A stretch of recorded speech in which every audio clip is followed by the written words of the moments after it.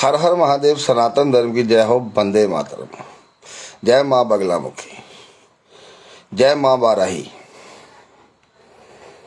आज पहली बार सुना होगा कि मैंने ये अभिवादन दिया है, जय माँ बाराही, जय माँ बगलामुखी। तो आपने बहुत बार सुना है मुझे कहते हुए, मगर जय माँ बाराही जो है वो पहली बार ही बोला है मैंने, क्योंकि मैं माँ बाराही का भी साधक हूँ। माँ बगलामुखी का साधक तो हूँ मैं माँ बाराही की भी साधना करता हूँ। और आज जो बात मैं करने वाला हूँ वो बात मैंने बहुत बार उठाई पहले भी, कि जैसे हमारे हिंदू भाई वारा अवतार रूपी सुअर, जिसे सुअर बोलते हैं, सुअर को खाने में बड़ी शान समझते हैं अपने आप को। तो मैंने 2-4 वीडियो पहले भी बनाई हुई हैं, मगर मेरे वीडियो जो है वो इतनी ज़्यादा रीच नहीं पहुंचती वहाँ तक। पता नहीं क्या चक्कर क्या है, मेरी वीडियो ज़्यादा लोगों तक पहुंच नहीं पा रही है, क्योंकि मेरे उसमें हेट स्पीच, न्यूडली, पता नहीं क्या क्या, मतलब स्ट्राइकें लग जाती हैं मेरे चैनल पे, तो मेरी वीडियो की पहुंच ही नहीं पा रही है। तो कृपया अगर किसी भाई के पास वीडियो पहुंचे और उसके भाई को मेरी बात समझ में आ जाए तो कृपया इस वीडियो को आगे शेयर करें, ताकि सब हिंदू भाइयों को, जितने सनातनी भाई हैं हमारे, उन सबको पता चल सके कि हम कौन से षड्यंत्र में फंस चुके हैं। क्योंकि हमें सबको पता है कि वरा अवतार सुअर ये मुसलमानों के लिए हराम है, और मुसलमानों की लंका लगाने में इनका बहुत बड़ा योगदान है। प्राचीन काल में भी जब मुगलों का बहुत जोर चलता था, बहुत दबदबा था, उस समय भी अपनी और अपनी बहन बेटियों की रक्षा करने के लिए जो लोग लड़ने में सक्षम नहीं थे, जो लड़ नहीं सकते थे, तलवार का सामना नहीं कर सकते थे, उन्होंने एक बहुत अच्छा इसका तरीका, उनसे बचने का बहुत तरीका उपाय बनाया कि सुअर पालना शुरू कर दिए, जिन्हें आज हम वाल्मीकि समाज के नाम से भी जानते हैं। तो जी वाल्मीकि समाज जो है था, ये स्टार्टिंग से वाल्मीकि नहीं था, शुरू से ये क्षत्रिय थे, पुराने क्षत्रिय थे, कुछ ब्राह्मण भी थे इनमें। भाई जो कमजोर, दो ही तबके होते हैं, एक कमजोर एक ताकतवर। अब ताकतवर के आगे कई लोग ताकत लगा देते हैं, कई लोग बुद्धि लगाते हैं। तो ये बुद्धि का काम था कि चुपचाप तुम मुगलों का सामना नहीं कर सकते, मुगल आते थे, तुम्हारा धर्म परिवर्तन करते थे जबरन, तो तुमने क्या किया, गांव से बाहर चले गए और एकांत जगह पे वहां पे सुअर पालना शुरू कर दिए। और जहां पे सुअर होते थे वहां पे मुगलों के सिपाही नहीं जाते थे, क्योंकि सुअर जो है इनके लिए बहुत ही हराम है, वो हमारे लिए पूजनीय है, क्योंकि हमारे वरावतार हैं। क्योंकि हमारे अधिकतर दुनिया में देखने वाले जितने भी पशु हैं वो हम देवता रूप में पूजते हैं। जैसे हाथी को हम पूजते हैं कि वो हमारे गणपति जी की तरह है, वो गणपति का चेहरा है। तो इस तरह से मूषकराज उनकी सवारी है। हम सनातन धर्म में किसी भी जानवर को, किसी भी जीव को मारने का आदेश नहीं है। जो बलि प्रथा, बाद में बलि प्रथा चली कि उस बकरे को मारो, जे मारो, वो भी बाद में चली, मुगल काल में भ्रमित करके उनको, लोगों को उनसे पाप करवाया गया जानबूझकर, ताकि उनकी बुद्धि भ्रष्ट हो जाए और वो भी उन जैसे हो जाएं, जिहादियों जैसे। क्योंकि जो गंदा होता है, आपने देखा होगा, मैं आपको एक उदाहरण से आपको बताता हूँ, ये बात समझाने की कोशिश करता हूँ कि उदाहरण देखो। अब होली का दिन है, लोग सब होली मना रहे हैं बाहर, आप टिप टॉप अपने कपड़े पहने, नहा धो के अच्छे कपड़े पहन के आप कहीं जाने की तैयारी कर रहे हैं, जहाँ मतलब अपने घर पे ही बैठे हैं। 4 लोग आपके पास रंग डालने के लिए आते हैं, आप पुरजोर कोशिश करते हो, उसको दरवाजे बंद कर देते हो, अपने बंद कर देते हो दरवाजे बढ़िया से कि भाई मुझ पे रंग ना डालें। मगर किसी ना किसी तरीके से अगर वो घुस जाते हैं, आप पे रंग डाल दें, तो आपने देखा होगा फिर आप भी उनके साथ हो जाते हो। फिर जाके और नहाए धोए आदमी को भी अपनी तरह, मतलब उसको रंग डाल के अपने ही रंग में रंगने की कोशिश करते हो। बस सेम सिचुएशन इस्लाम की है। इनका काम है पवित्र समाज को अपवित्र करो और अपने साथ मिलाओ। तो यही काम इन्होंने 1400 साल से किया, और ये 1400 साल से यही करते आ रहे हैं, और आगे भी इनकी करने की मंशा है जब तक इस्लाम इस दुनिया पे रहेगा। जब तक एक भी काफिर जिंदा है, एक भी काफिर जिंदा है, इनका इस्लाम चलता रहेगा। या तो ये मार देंगे या अपने जैसा बना लेंगे। दो ही उस समय दो ही विकल्प होते हैं, या तो इन जैसा बन जाओ या फिर मर जाओ। तो यही तरीका होता था। तो उनके साथ लड़ने का दम तो कईयों में होता है भाई, जो तो लड़े, कुछ वीर गति को प्राप्त हो गए, मगर धर्म नहीं छोड़ा। मगर कईयों ने बीच का रास्ता निकाला कि धर्म को बचाने के लिए हम क्या करें, हम सुअर पालना शुरू कर दें। तो सुअर पालना शुरू कर दिया। तो बस उसके बाद महाराज मुगल आए नहीं, तो वो आज तक सनातनी बन के रह पाए। और कुछ जैसे हमारे पूर्वज हैं, वो लड़ने में सक्षम थे, तो उन्होंने लड़ लिया, उनसे लोहा लिया, और हम आज तक सनातनी हैं। मगर उनकी कोशिशें अभी भी जारी हैं कि इनको अपनी तरह बनाओ, क्योंकि ये तो है ही गंदे, तो गंदा आचरण करने वाले। ये शुद्ध जो है ये क्यों है, क्योंकि सनातनी शुद्ध होता है। जो सनातनी असल रूप में सनातनी है वो शुद्ध है। तो बात कर रहे थे हम वरा अवतार की। वरा अवतार को अपने जो जिसे बोलते हैं वरा अवतार, मतलब सुअर, सुअर को मारना और खाना, ये हिंदू धर्म में या सनातन धर्म में पाप नहीं महापाप है। और ये बात जो हमारे हिंदू भाई बड़ी शान से खाते हैं कि भाई हम सुअर खाएंगे, हम सुअर खाएंगे, वो पाप कर रहे हैं।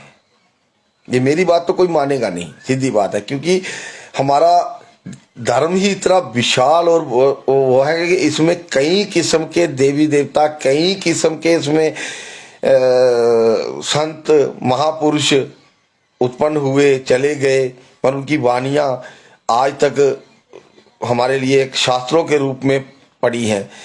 तो अगर हम मैंने माँ वाराही की सिद्धि की, मैंने वो दीक्षा ली, कर्नाटक के गुरु है मेरे, वो मतलब एक तरह के गुरु ही हुए, जो दीक्षा देता गुरु ही है।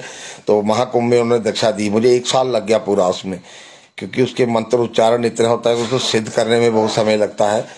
और उसके बारे में साथ साथ मैंने जाना कि इसका उपयोग कहाँ कहाँ किया जा सकता है और कैसे किया जा सकता है, इसकी अलग अलग प्रक्रिया हैं। तो और आ रहा है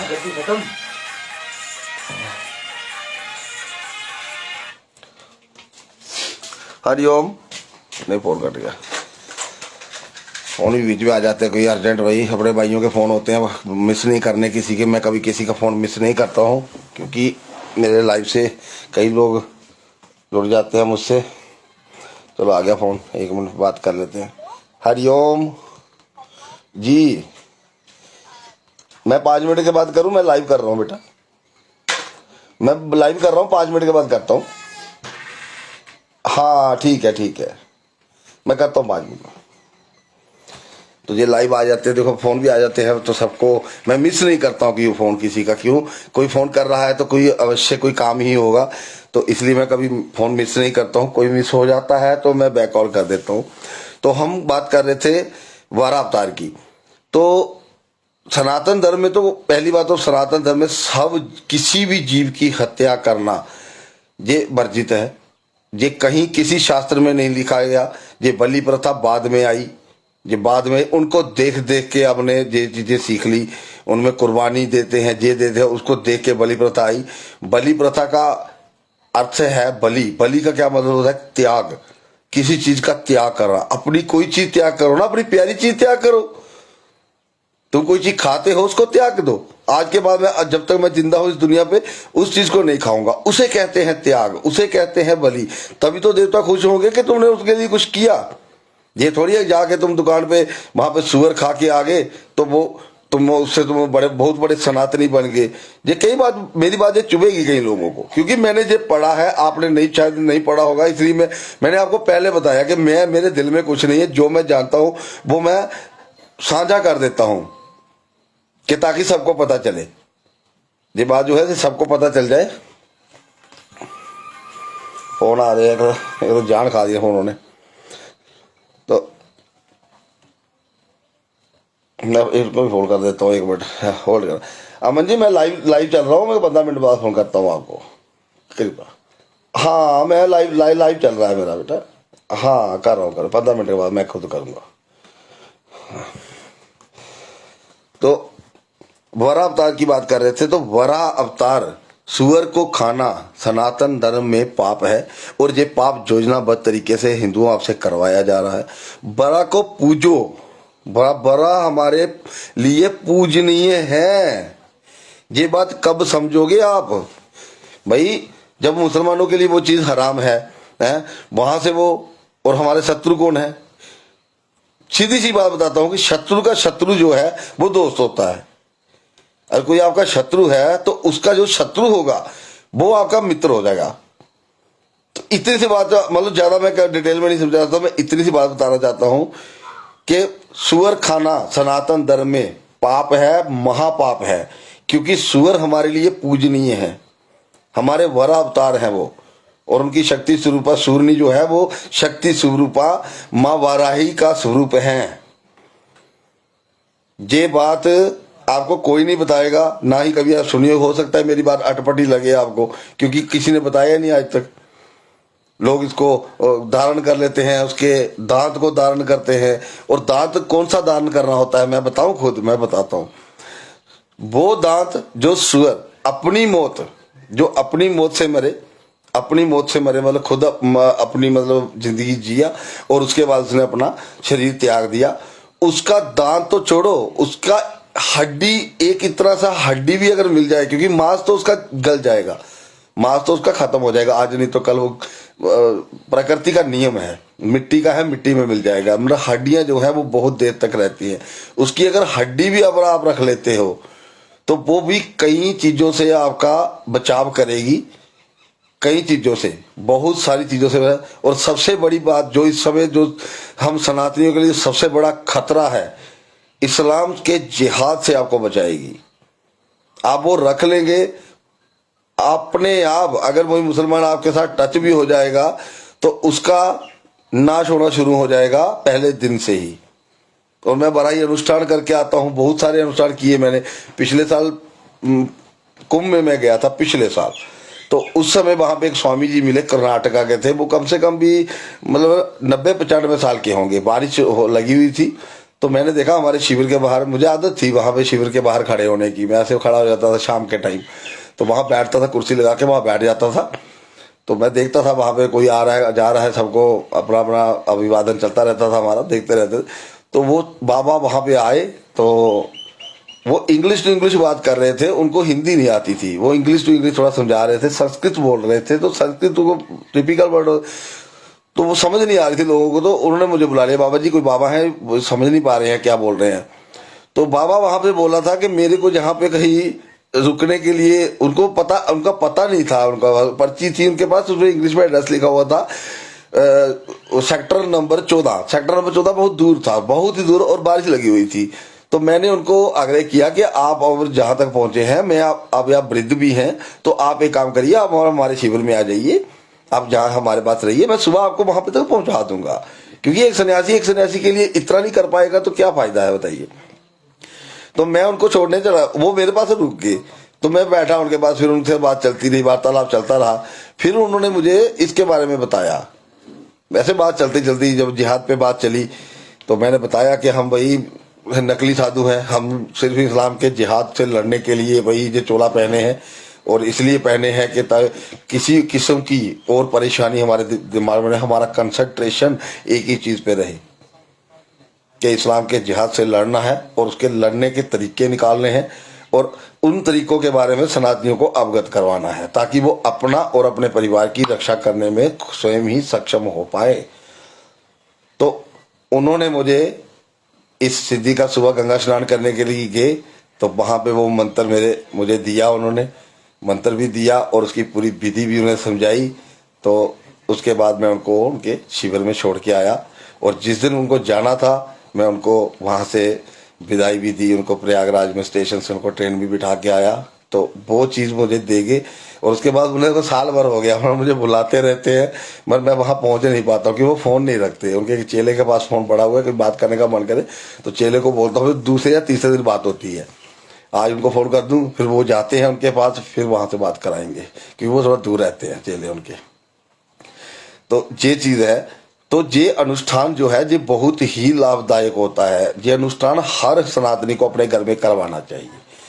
और इसका मेन चीज है, जैसे अगर अनुष्ठान आपके घर पे होगा ना, आपके घर के कम से कम भी 1 किलोमीटर के दायरे में लंका लगना शुरू हो जाती है। जिहादियों की, विधर्मियों की लंका लगने शुरू हो जाती है। आजकल मैं मंगलामुखी का जग करता हूँ, उसमें एक माला मैं माँ बराही की भी डालता हूँ, और मैं साफ शब्दों में ये बात कहता हूँ कि भाई ये जग कुंड जहां बना है, इसकी तरफ अगर कोई विधर्मी आ गया तो बाद में मुझे मत कहियो कि जहां आया वो टपक जाएगा, ठीक है। और इतनी गारंटी है, इतना माँ और महादेव पे, हमें माँ बराई पे मुझे पूरी विश्वास है, वो छोड़ेगी नहीं, वो टपका देती है और उनकी लंका लगना शुरू हो जाती है।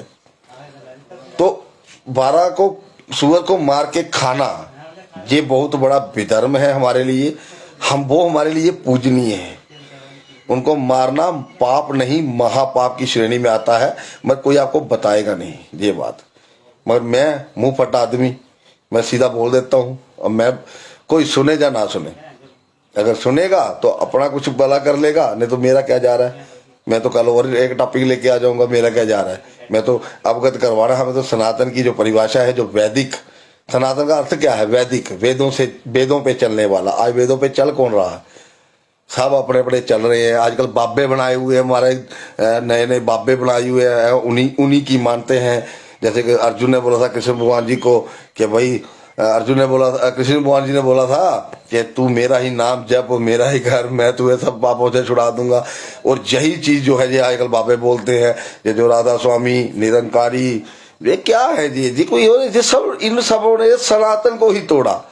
बताओ, एक भी मुस्लिम राधा स्वामी जाता है? कहीं जाता हो तो बताओ। एक भी मुसलमान या ईसाई जो है वो अपना धर्म छोड़ के कहीं इनके पास आया? नहीं आया।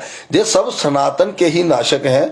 जो भी इनके पास, जो भी जितने भी अनुयायी हैं, जो भी हैं, ये सब के सब सनातनी हैं। हाँ, वो बात अलग है कि वो सनातन को आज मानते नहीं। मानने से क्या होता है, बाप तो बाप ही होता है।